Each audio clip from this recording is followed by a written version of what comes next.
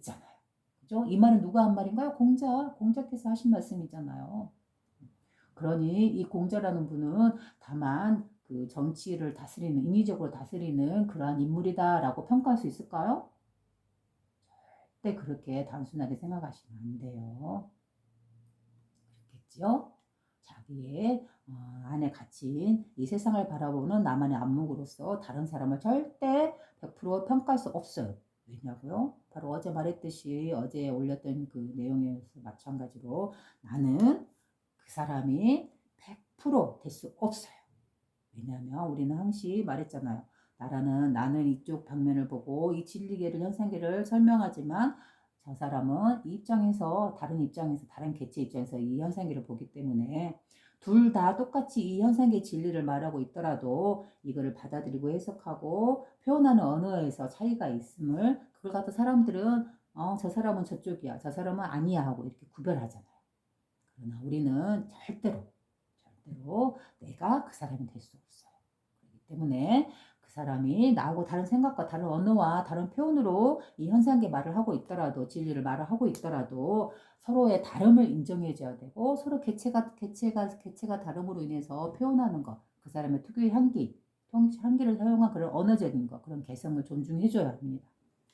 그리고 도의 안목에서 보면 도자리에서 이 청정한 의식으로 본다면 저 사람이 다소 약간의 그 도자리를 벗어난 아직 미흡한 자리에서 말을 하고 있을지언정 그 사람을 부드럽게 이 청정한 의식 도의 근원자리로 이끌어줄 수는 있을지언정 그러나 결코 그 사람을 치거나 공격하거나 이 도를 보았다든가 못 봤다든가 이 마음을 깨달았던가 못 깨달았던가 이런 식으로 평가하면서 치거나 버리거나 분쟁하거나 이렇게 하는 거는 어때요? 도의 모습에서 멀어진 것이죠. 어제도 제가 말씀드렸던 부분입니다. 앞전 영상을 보시면 이런 내용이 많이 나와 있어요.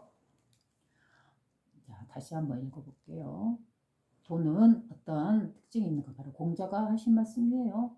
본성을 따르는 것을 도라 하며 도를 닦는 것을 교육이라고 한다.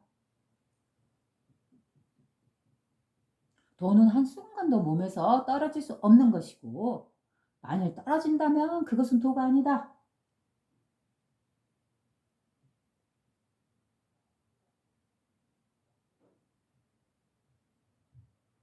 그런 까닭에 군자는 보는 이가 없어도 항상 주의하고 살피며 바로 이 부분이죠. 그런 이유로 군자는 한순간이라도 자신의 행동 거지를 살핀다라고 했잖아요. 왜요? 바로 이 마음의 특성이 바로 그렇다 했잖아요. 온 천하에 드러나 있다. 어떻게? 넓게 펼치면 온 우주를 감싼다 했잖아요. 이 마음이라는 것이. 그리고 작게는 아주 그 누구도 찾을 수 없는 은밀한 곳에 숨어 있다. 바로 자신의 마음 속에 있다. 이 말이잖아요. 그래서 이 도라는 거는 어때요? 이 마음이라는 것을 도라는 것 같은 언어라 했잖아요. 이 마음이라는 거는 내가 비록 내 안에서 쓰는 마음이다 라고 생각할지 모르겠지만 가장 은밀한 내 안에서 그 누구도 볼 수 없고 은밀한 곳에 숨어 있는 것이다 라고 하지만 이거는 어디까지나 자기 개체 안에 갇힌 생각이에요. 공자님도 이렇게 말씀을 하고 계시잖아요. 이 세상의 진리는 내가 쓰고 있는 이 마음 자체가 바로 본성이다. 하늘이 부여한 본성. 내가 태어나면서 가지고 난 본성이 바로 나의 본래 마음자리예요. 이 마음자리를 써서 내가 마음 일으키고 한 마음 일으키고 행동을 해나가면서 이 세상을 살아가고 있죠. 그렇기 때문에 내가 이렇게 마음 하나는 온 우주를 감싸고 펼쳐져 있는 이 마음, 도라는 자리로 그대로 영향을 주고받는다 했잖아요. 이게 한 마음이에요. 서로 둘이 아니에요. 나의 마음 자체가 온 우주 자체의 그 마음과 서로 소통, 관통되고 있어서 하나의 마음을 쓰고 있어요. 그래서 이거를 하나의 마음을 쓰고 있다 해서 일심이라는 말도 표현을 해요. 그게 바로 하나의 도리이기도 하죠. 모든 것은 하나로서 서로 소통, 관통되고 있다. 바로 이 부분으로도 통하는 말이에요. 그러니 나의 마음 하나 움직임 하나가 나의 마음 일으킴 하나가 그대로 만천하에 드러나는 거예요. 밝게 드러나는 거예요.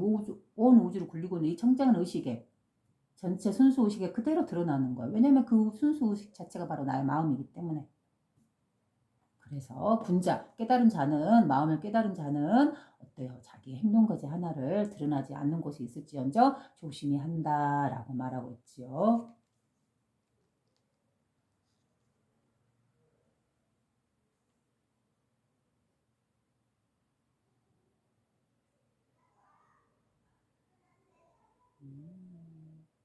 또 읽어볼게요. 다시 그 부분을.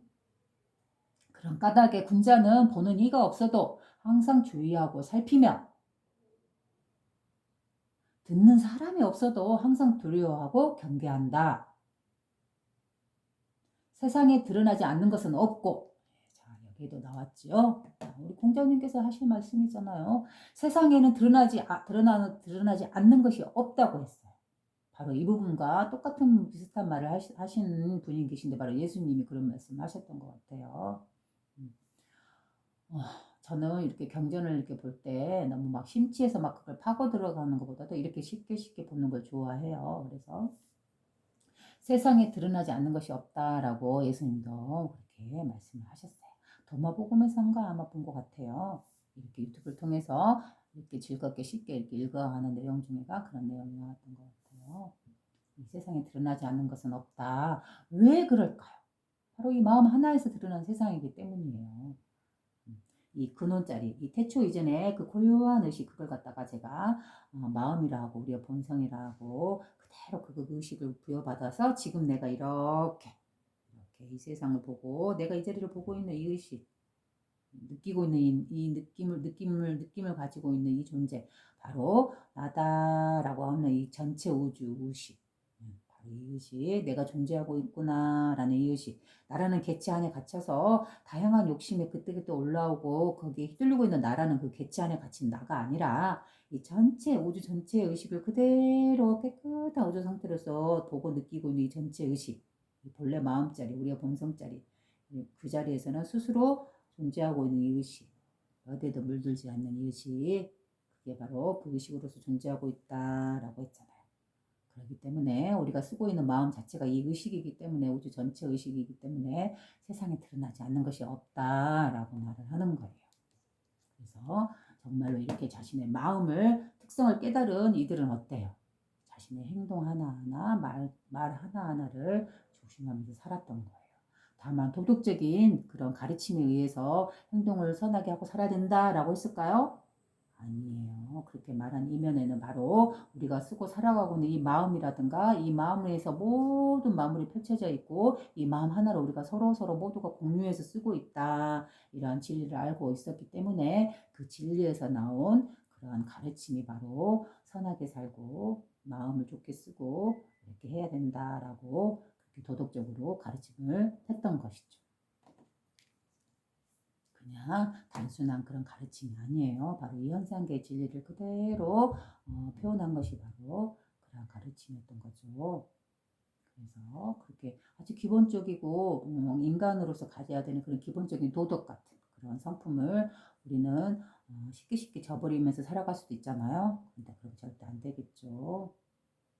이 진리계, 이 현상계, 바로 우리가 살아가고 있는 이 마음을 쓰고 살아가고 있는 이 우주 자체가 그대로 만천하에 드러나고 있는 이런 상태이기 때문에 그렇습니다. 그러면 만천하에 들어간다, 나의 행동 자체 하나하나가 그대로 어떻게 된다고 해서 이 우주 의식에 그대로 저장되는 거겠죠. 보고 느끼고 있으니까.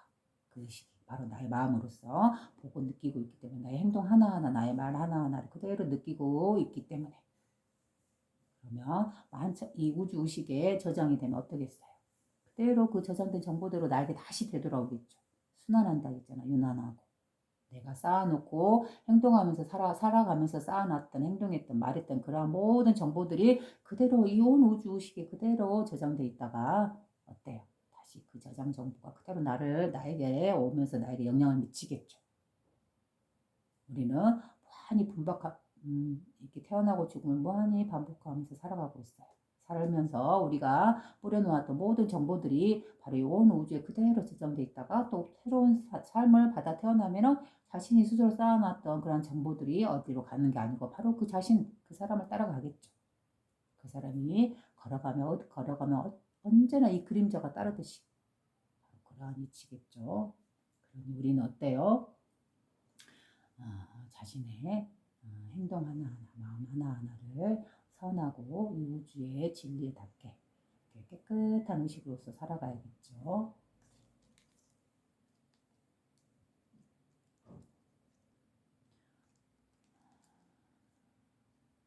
그런 까닭에 군자는 보는 이가 없어도 항상 주의하고 살피며 보는 이가 없다고. 근데 누군가가 봐요. 바로 이 눈이에요. 눈. 그러니까 우리가 보고 있는 이 의식, 우주 전체 의식, 이걸 갖다가 눈으로도 표현했어요. 바로 이 의식으로서 온 만물이 태어나고 움직이고 작용하는 그 주체 의식이다 했잖아요. 온 우주를 굴리고 있는, 통째로 하나로서 굴리고 있는, 바로 온 우주 자체가 자신인 그 신의 성품으로서 이 세상을 본다 했잖아요.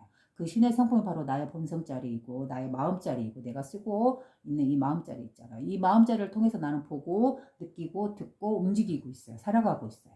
그러니 나의 모든 움직임 하나는 모든 것은 이 우주에 그대로 저장되는 거죠. 이 우주의식에. 그렇기 때문에 우리는 이 우주의식에서 벗어날 곳이 없어요. 우리는 태어나도 이 우주 안에서 태어나고 죽어도 이 우주로 돌아가는 거잖아요. 그러니 우리는 절대 이 진리에서 벗어날 수가 없습니다. 그래서 단순하게 선하게 살아라는 그 말 자체가 단순하게 이해하시면 안 되는 거죠. 이렇게 이러한 깊이가 있기 때문에 이러한 깨달음이 있기 때문에 우리의 자연계의 질서가 이러한 특징이 있기 때문에 우리의 마음이 이러한 특성을 갖고 있기 때문에 어때요?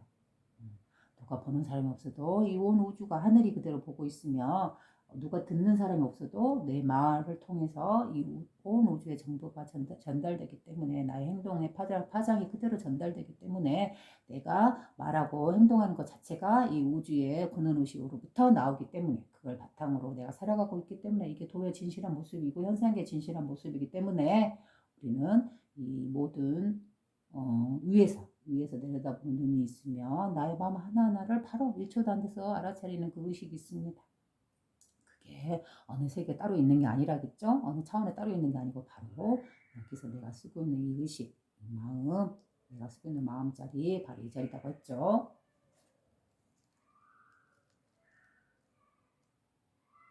아무리 작은 소리도 들리기 마련이다 라고 했네요.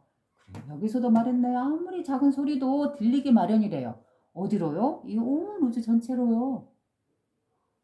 그죠? 아무리 작은 소리도 들리기 마련이다. 이 부분하고 또 비슷하게 표현한다면 바로 국소주의라 해서 우주의 끝과 끝에서 이 한쪽의 부분이 어떤 영향을 행사를 하면 어때요? 이거와 하나로서 연결된 여기 반대 우주의 끝에서도 그대로 작동이 된다 했잖아요.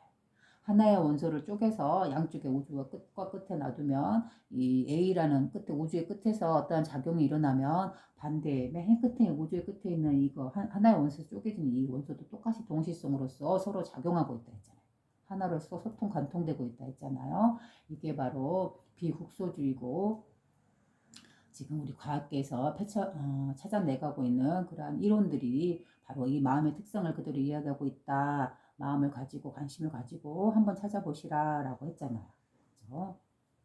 바로 이렇게 표현을 했네요. 공자님께서는. 그런 까닭에 군자는 보는 이가 없어도 항상 주의하고 살피며 듣는 사람이 없어도 항상 두려워하고 경계한다. 세상에 드러나지 않는 것은 없고 아무리 작은 소리도 들리기 마련이다. 그러므로 군자는 혼자 있을 때에도 행동에 부끄러움이 없게 한다. 일장의 이야기였네요.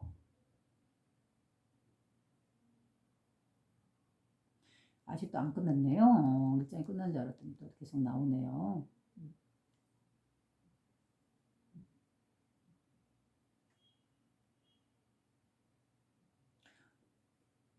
희로애락의 감정이 드러나지 않는 것을 중이라 하고 또 같은 이제 말이 나요. 희노애락이 드러나지 않게 하는 것을 중이라 한다 그러잖아요. 바로 이 중도 의식, 온 우주를 통째로서 굴리고 있는 이 태초의 근원 의식, 이 의식은 청정한 의식이어서 어떤 때도, 어떤 관념도, 어떤 틀도, 어떤 상도 없는 의식이다 했잖아요. 그렇기 때문에 희노애락, 기쁘고 슬프고 즐겁고 괴롭고 이러한 움직임에 이러한 감정에 휘둘리지 않는 거잖아요. 않는 의식이잖아요. 바로 이 부분을 이해하고 있는 것 같아요.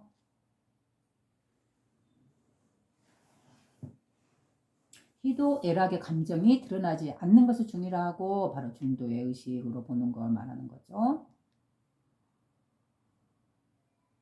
적당하게 조화되는 것을 화라고 하니 이 중의 관점으로서 이 세상 만물을 나의 삶을 살아가는 태도 그게 바로 조화롭게 살아가는 것이겠죠. 그래서 그를 화라고 한다. 중이라는 것은 천하의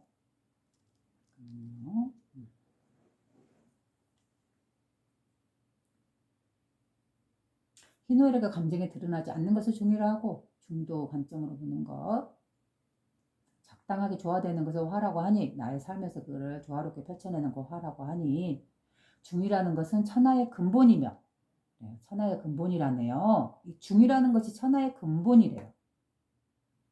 바로 이 중도의식, 어떠한 개념이나 상으로서 틀로서 물들이지 않는 이 중도의 관점, 이 중도의 관점, 이것이 천하의 근본이래요. 바로 이 중도의식, 이 중도의식이 바로 근원이고 나의 본래 마음자리고 돗자리잖아요. 그러기 때문에 이 돗자리에서 만물이 나왔잖아요. 그렇기 때문에 천하의 근본이 되는 거죠. 만 가지 움직임의 근본이 되는 자리잖아요. 이 돗자리는 그 도를 갖다 중자리라고도 표현하죠. 이 근원의식, 태초의 근원의식, 만물이 창조되어서 나오는 이 근원의식, 이걸 갖다 중이라 하고, 이 중은 천하의 근본이 된다고 그랬어요. 바로 내가 근원이라고도 표현하잖아요. 근원. 우리의 마음자리, 본성자리를, 돗자리를 근원이라고도 표현해요. 근원. 만물이, 생명이 태어나는 근원의 자리. 모든 움직임이 일어나는 근원의 자리. 우리의 모든 감정이 일어나는 근원의 자리. 우리가 만번 태어나고 만번 죽더라도 그 태어남과 죽음의 근원 자리. 처음 자리. 태초 이전의 그 고요한 자리.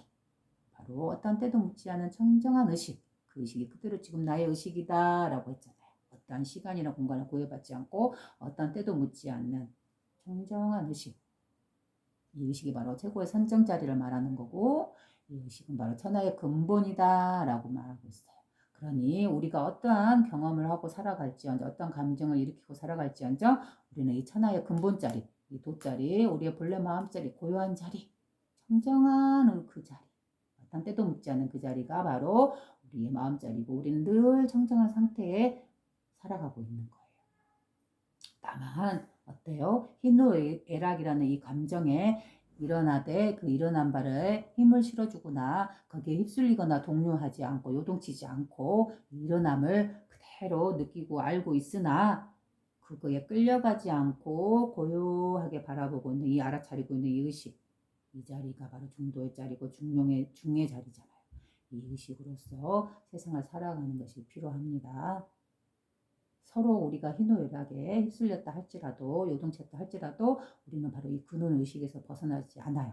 그 슬퍼하고 괴로워하고 즐거워하고 괴로워했던, 화를 냈던 그 순간순간들이 바로 어디를 기반해서 움직이고 있다고요? 바로 이 근원 자리, 이 중자리, 어떤 때도 묻지 않는 그 청정한 의식의 자리, 이 자리를 기반해서 일어나고 사라지고 생멸 일어나고 사라지고 순환하고 있기 때문에 우리는 늘 청정한 상태에 있는 것입니다.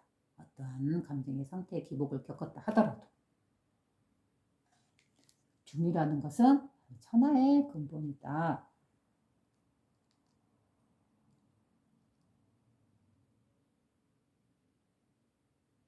이 중이라는 건 바로 우리의 마음자리를 말하고 있네요. 천하의 근본이다. 중이라는 것은 화라는 것은 어디에나 두루 통하는 것이다. 중화에서 이 바로 이 중의 근원의식, 이 근원의식에서 만물이 창조됐잖아요. 만물이 창조돼서 이렇게 조화롭게 드러나 있는 것. 그래서 이 화라는 건 어때요? 그대로 만물과 소통되고 관통되고 있는 거죠. 그죠? 그래서 이렇게 중에서 중이라는 근원에서 만물이 태어나서 이렇게 소통되고 관통되면서 드러나 있다, 펼쳐져 있다, 이렇게 말하고 있네요. 그래서 이 중이라는 거는 우리의 근원자리, 마음자리고, 화라는 거는 이 근원의 마음자리에서 모든 만물이 태어나서 생겨나서 펼쳐져 있는 모습, 조화로운 모습을 그래서 화라고 표현했네요. 그래서 이 근원 의식이 세상 만물에서, 이 근원이라는 이 의식에서 세상 만물이 펼쳐져서 있기 때문에 이 펼쳐진 만물들은 바로 이 근원 의식과 조화롭게 서로 소통되고 관통되고 있다 라고 말하는 거예요. 이 근원 의식 중과 이 드러나 있는 만물이 화되어 있는 이것들이 서로 둘이 아니라 하나로서 서로 소통되고 관통되고 있다 라고 말하고 있네요.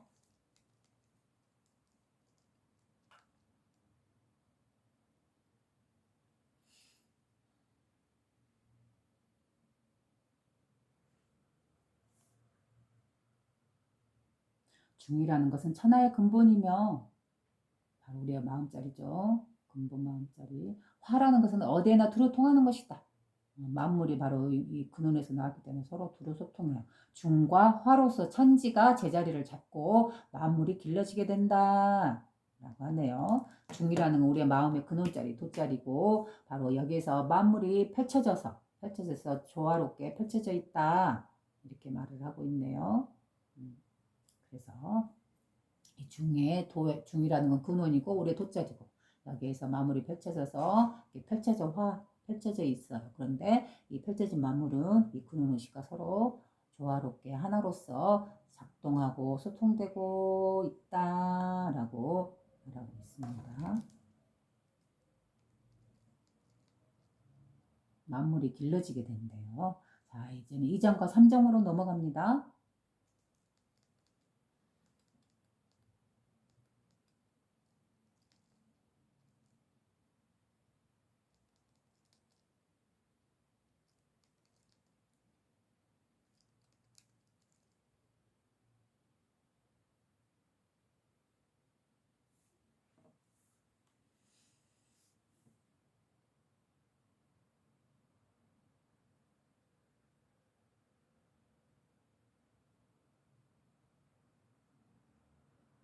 이 장 3장 도가 실천되지 않는 까닭을 나는 알겠노라.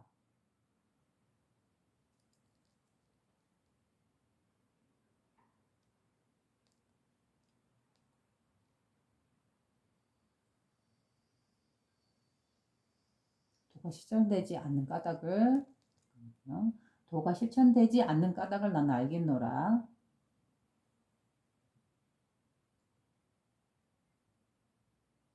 총명한 사람들은 도를 너무 잘 알아 실행할 가치가 없다고 생각하고 총명한 사람들이라는 건 여기서는 지식을 많이 쌓은 사람들 그런 사람들은 이론적으로 도 그래 나 알지 그래서 뭐 얼마나 뭐 그렇게 중요한 것도 아니지 그리고 이렇게 실행할 가치가 없다라고 생각한대요.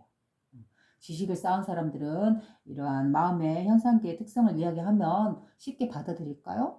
무슨 뭔 소리 하냐 하면서 이렇게 웃고 말겠죠. 바로 이러한 부분을 말하고 있는 거겠죠. 바로 지식을 많이 쌓고 자기의 상을 많이 갖추고 있고 이거는 이런 거야 하고 알고 있는 사람들. 그러한 사람들일수록 자기가 뭐 도를 더 잘 알고 있다라고 생각하고 있기 때문에 이렇게 이 현상계 진리에 대해서 말을 하면 실행할 가치가 없다. 도라는 게 어디가 있냐? 그런 게 어디가 있냐고 무시한대요. 우둔한 사람은 도에 이르지 못하기 때문이다. 좀 자신의 마음과 몸과 귀를 닫고 있는 사람들, 눈과 귀를 닫고 있는 사람들, 그런 사람들은 아무리 말을 해도 이루지 못하겠죠. 도가 분명히 드러날 수 없는 까닭을 나는 알겠노라. 바로 이러한 이유 때문이다 그랬죠. 지혜가 있는 자는 지나치고 그래요. 여기가 있네요. 지혜가 있는 자, 즉 이 말은 여기는 지혜라는 말보다는 지식이라고 표현해야 될 것 같아요. 지식과 지혜는 달라요. 지식은 쌓은 거예요. 이 학문이라든가 이러한 것들을 이러한 정보를 갖다가 스스로 배워서 익힌 것 이거를 지식이라고 해요. 하지만 지혜는 달라요. 바로 이러한 마음의 특성, 이 현상의 진리를 깨달은 걸 지혜라고도 표현합니다. 그래서 지혜와 지식은 서로 다르게 언어를 사용할 수 있습니다. 여기서는 지혜라고 표현했지만 원래는 지식이라고 표현하는 게 더 맞아요. 그래서 또 노자는 그랬다죠. 이 도라는 거는 날로 내가 쌓아놨던 지식이나 정보나 개념이나 상들을 모두 깨부시는 것이다. 날로 버림으로써 이 도의 경지에 이른다라고 말했잖아요. 그죠? 내가 말했던 이 순수의식, 의식에서 보면 모든 상은 깨지고 오로지 그 모든 지식이나 어떤 정보라든가 어떤 개념이나 언어라든가 내가 알고 있는 그러한 것들이 그러한 것들을 위해서 물들 수 있는 게 아니에요. 그래서 청정한 거예요. 어디에도 때묻지 않았기 때문에.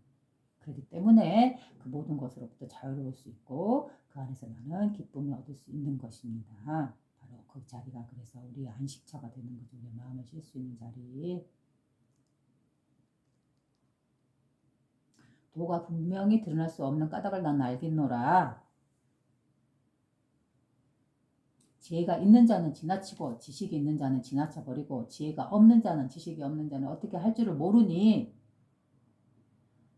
세상에 먹고 마시지 않는 사람은 없지만 그 맛을 제대로 아는 사람은 드물구나. 바로 이 도의 진리를 제대로 아는 사람은 드물다. 자신의 마음을 아는 사람은 드물다. 이제 제 6장으로 넘어갑니다.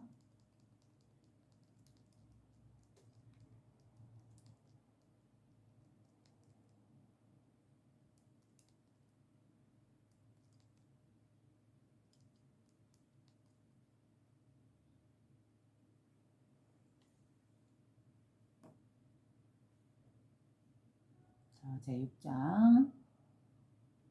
공자가 말하길 순임금께서는 참으로 지혜로우시구나. 순임금은 고대의 임금이죠. 이제 중국에서는 자기의 역사 안에서 고대 임금이 순임금이 계시다라고 해요. 근데 그 역사에서는 글쎄요, 지금은 이제 다양한 연구를 하면서 순임금을 중국에만 국한돼서 보지 않는 의식도 있더라고요. 이 부분은 여기서 중요한 게 아니니까 넘겨버리고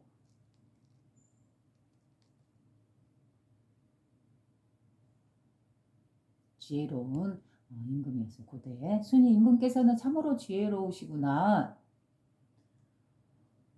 묻기 이렇게 묻는 걸 좋아하고 상대방의 말을 잘 살피고 나쁜 것은 숨겨주었으며 좋은 것을 드러내어 주셨으며 넘치는 것과 미치지 못함을 절충하여 백성에게 중용을 취하게 하셨으니 어찌 순임금이라 하지 않을 수 있겠는가. 순임금이 지혜롭고 어질고 후대의 모든 사람들이 존경하는 이유가 바로 중용으로서 정치를 펼쳤대요. 그래요. 이 정치라는 거는 바로 이 중용의 정치를 펼친 분을 바로 순임금인데 그 순임금을 지혜롭고 덕망 있고 지금까지 우러러보는 이유는 바로 이 진리의 모습 그대로 이 세상을 다스렸기 때문에 사람들을 다스렸기 때문에 그래서 그 사람을 지금까지도 여전히 지혜롭고 덕이 있고 숭상하고 있는 것 같아요. 그죠? 지금의 정치는 이렇게 이 현상계의 진리대로 지금 이 세상을 사람을 다스리고 있을까요? 그래요. 여기는 마음자리고 공부자리이기 때문에 저는 그 부분에 또 문외한이기 때문에 뭐라고 말할 수 없어요. 그렇지만 뭔가 다르다라는 느낌은 이렇게 느끼고 있네요. 여러분은 어떻게 생각할지 모르겠어요. 저 개인적인 생각이니까. 그래서 이제 우리가 살아가는 이 시대도 만약에 앞으로 나아갈 방향, 정치의 방향이다. 그럼 어떻게 가야 될까? 바로 이 순임금의 시대처럼 고대의 시대처럼 바로 이 세상계, 이 현상계의 진리, 우리가 살아가는 이 세상, 이 우주의 진리 그대로 우리가 그걸 본받아서 태어난 존재들이기 때문에 우리가 나아가야 할 방향도 어때요? 바로 이 진리의 모습 그대로 나아가는 게 바로 우리가 할 일이잖아요. 그런 맥락에서 보면 우리가 이렇게 정치를 한다라는 것은 어떤 목적으로 정치를 해야 되는 건가요? 바로 이 진리의 형상 그대로 우리가 이렇게 펼쳐내야 된다라고 제 개인적으로 생각합니다. 여러분의 생각은 어떤가요? 자, 여기는 정치를 말하는 장소가 아니고 마음이잖아요. 그래서 다시 또 돌아갑니다.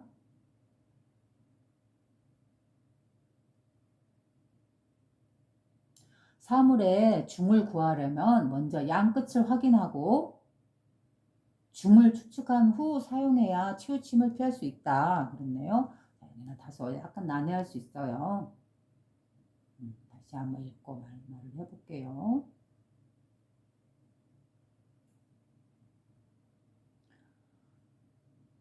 사물의 중을 구하려면 먼저 양 끝을 확인하고 중을 추측한 중을 추측한 사용 후에야 치우침을 피할 수 있다. 그래요. 바로 이 중의 의식을 가져야 한다고 말하고 있잖아요. 그러면 사물의 양쪽 시작과 끝을 알아야 되는데 먼저 중을 이해하려면은 아까 바로 이거하고 같은 맥락이에요. 자, 이 부분이 중요하죠. 다시 한번 읽어줄게요. 사물의 중을 구하려면 먼저 양 끝을 확인하래요. 이 중도의 관점을 본다는 거는 바로 시작, 처음, 태초 이전의 그 시작, 바로 끝이잖아요. 이게 양쪽의 끝을 본다는 거는 바로 뭔 말인가요? 시작과 끝을 본다는 거예요. 동시성으로서. 바로 제가 늘 이야기하던 바로 그 중도의 관점, 그걸 말하고 있잖아요. 먼저 양 끝을 확인하라는 거는 우리 세상에 온 우주 만물을 굴리고 있는 이 우주의 처음과 그 끝을, 양 끝을 먼저 보라는 거예요. 먼저 양 끝을 확인한 후에야만이 중도의 관점을 내가 볼 수 있다라고 말하고 있는 거죠. 그래서 제가 어제 유튜브에 이야기를 말씀드렸듯이 이 세상계 현상계는 보면은 이 빛이라는 거는 무색이에요. 우리가 눈으로 보면 햇빛이 이렇게 어떤 컬러로 드러나 있는 게 아니잖아요. 이대로 자연스럽게 무색의 이런 빛이에요. 드러나지 않는. 그런데 스펙트럼을 통해서 보면 어때요? 이 색깔이라는 거, 무색이라는 거는 빨주노초 파남보라는 그런 컬러가 쫘라락 나타나잖아요. 그러면 그 컬러의 처음과 끝은 어때요? 색깔이 서로 다르죠. 처음은 빨강으로 시작해서 그다음에 빨주, 노초, 파남보, 마지막 보르가 있잖아요. 그러면 시작과 끝이 어때요? 서로 다르죠. 그지만 색깔도 다르고 서로 순차적으로 진열되고 나열되어 있기 때문에 끝과 끝에 양쪽이 있어요. 그렇지만 어때요? 제가 이거를 갖다 이렇게 동그랗게 이 펼쳐진 일자로 펼쳐지는 선을 이렇게 동그랗게 이렇게 만다고 생각해보세요. 동그란 원으로서 만나면 어때요? 시작과 끝이 다시 제자리로 이렇게 서로 만나버리잖아요. 한 공간에서. 바로 이게 중도의 관점이다 그랬잖아요. 이게 이 서양에서는 이렇게 처음과 끝을 나누어서 시간적으로 이렇게 나열하는 건 그런 성향이 있어요. 그런데 우리 동양의 관점은 어떤 유튜브에서 하시는 말씀이 있어요. 그게 아주 좋은 말이라 제가 기억하고 있어요. 우리 동양의 관점은 그러한 일직선의 그런 순차적인 차별적인 그런 개념이 아니다. 처음과 끝이 있는 그런 개념이 아니고 우리 동양의 사상에서는 무엇이냐면 바로 이 동그란 원이라고 했어요. 동그란 원. 이 원이 바로 이 원적으로 생각하는 것 자체, 그러한 사상이 바로 우리 동양의 우리 사상이다라고 말했던 그 문구가 말씀이 생각이 나네요. 바로 이 빨간색과 보라색 처음과 끝이 일직선 상으로서는 어때요? 빨주노초 파나모라는 그 순차적인 차등이 있고 구별이 있잖아요. 그리고 처음과 끝이라는 게 존재하잖아요. 일직선으로 보기 때문에. 그렇지만 우리 동양에서는 어때요? 이 처음과 끝을 이렇게 동그란 원으로 동그란 사상으로 딱 놓고 보면 처음과 끝이 없어요. 구별이 없어요. 그러면 처음과 끝이라는 그 순서적인 차별도 차등도 없어요. 그래서 이렇게 하나의 동그란 원, 처음과 끝이 없는, 시작과 끝이 없는 늘 현존한 이 의식, 바로 이 중도의 관점에서 보면, 중에서 보면 어때요? 어떤 구별이나 어떤 성이라든가 처음이라든가 끝이라든가 이색이라든가 저색이라든가 뭐 언어라든가 어떤 지식이라든가 그러한 것들이 들어올 수 없는 의식이겠죠. 이게 바로 중도